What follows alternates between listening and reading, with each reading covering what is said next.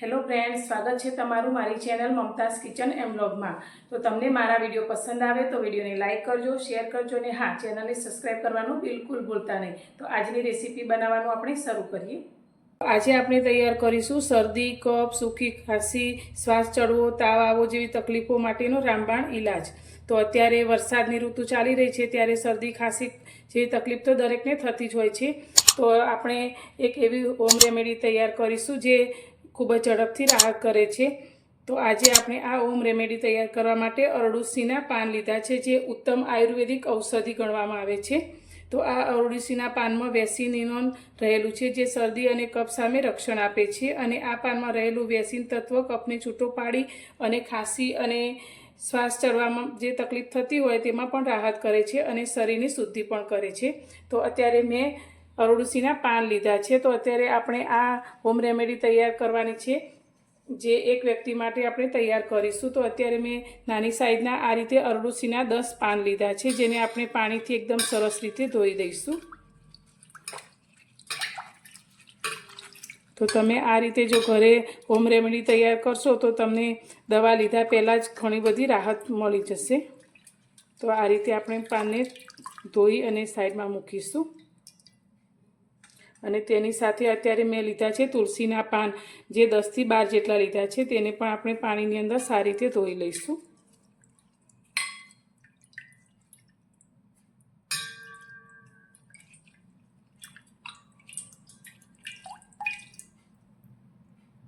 પાનને આપણે સારી રીતે ધોઈ લીધા પછી હવે આપણે ખાંડની લઈ લઈશું અને તેની અંદર અત્યારે આપણે કાળા મરી લીધા છે, જે 4 નંગ જેટલા લીધા છે, તે આપણે ખાંડની અંદર લઈ લઈશું અને તેની સાથે અત્યારે મેં 1 ઇંચ આદુનો ટુકડો લીધો છે, જેને આપણે આ રીતે ઝીણા ટુકડા કરી લઈશું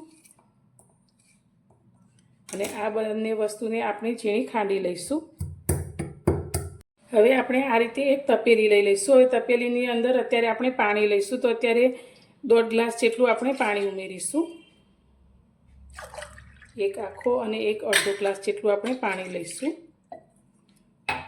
હવે આપણે જે પાનને ધોઈને રાખ્યા છે તેની પાછળનો જ્યાં દાંડીનો ભાગ છે તેને આપણે કટ કરી લઈશું અને પછી આપણે પાનના ભાગને આ રીતે કટ કરી અને પાણીની અંદર લઈ લઈશું।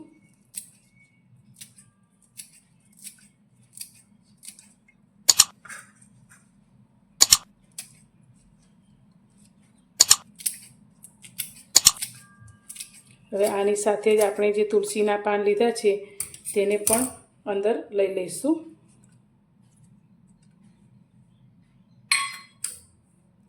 હવે આપણે આ તપેલીને ગેસ પર લઈશું। તો તપેલીને આપણે ગેસ પર લઈ અને ગેસ ચાલુ કરી દીધો છે। હવે ગેસની ફ્લેમ આપણે સ્લો ટુ મીડિયમ રાખીશું, એટલે કે બહુ વધારે ફાસ્ટ પણ નહીં અને સાવ ધીમી પણ નહીં, તે રીતે આપણે રાખીશું અને આ પાણીને સારી રીતે ઉકાળવાનું છે। તો હવે આપણે જે આદુ અને કાળા મરીને વાટીને રાખ્યા છે તે અંદર લઈ લઈશું અને તેની સાથે અત્યારે મેં અડધી નાની ચમચી જેટલું કાળું મીઠું લીધું છે, એટલે કે સંચળ, જેને આપણે અંદર ઉમેરીશું અને હવે આ પાણી અડધા ગ્લાસ જેટલું રહે ત્યાં સુધી તેને ઉકાળવાનું છે।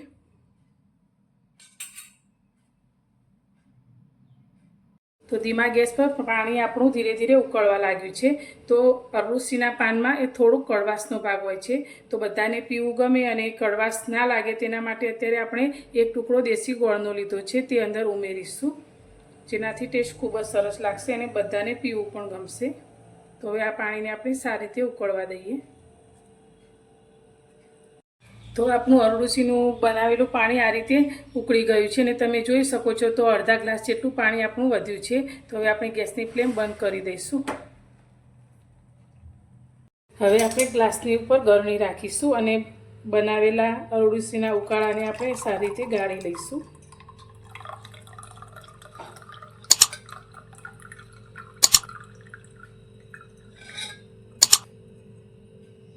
તો આ રીતે ગળણીમાં પાનને પણ આપણે અંદર લઈ અને ચમચીથી પ્રેસ કરી અને બધું જ પાણી આપણે કાઢી લઈશું।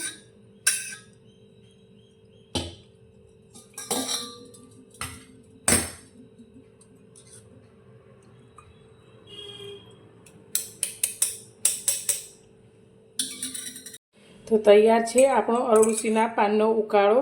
તો કફ અને શ્વાસની તકલીફવાળા વ્યક્તિઓ માટે આ રામબાણ ઉપાય છે. તો આ પાણીને તમે સવારે નાસ્તો કર્યા પછી 1 કલાક પછી લઈ શકો છો અને સાંજે જમ્યા પછી સૂતી વખતે જમ્યા પછી 1 કલાક પછી જ આ પાણીનો ઉપયોગ તમે કરી શકો છો. તો ખૂબ જ ઝડપથી તમને રાહત મળી શકે છે. તો તમને મારી આજની આ હોમ રેમેડીનો વિડીયો કેવો લાગ્યો? જો પસંદ આવ્યો હોય તો વિડીયોને લાઇક કરજો, શેર કરજો અને મારી ચેનલ પર નવા છો તો ચેનલને સબસ્ક્રાઈબ કરવાનું બિલકુલ ભૂલતા નહીં. તો ફરી મળીશું એક નવી જ રેસીપી સાથે નવા વિડીયોમાં.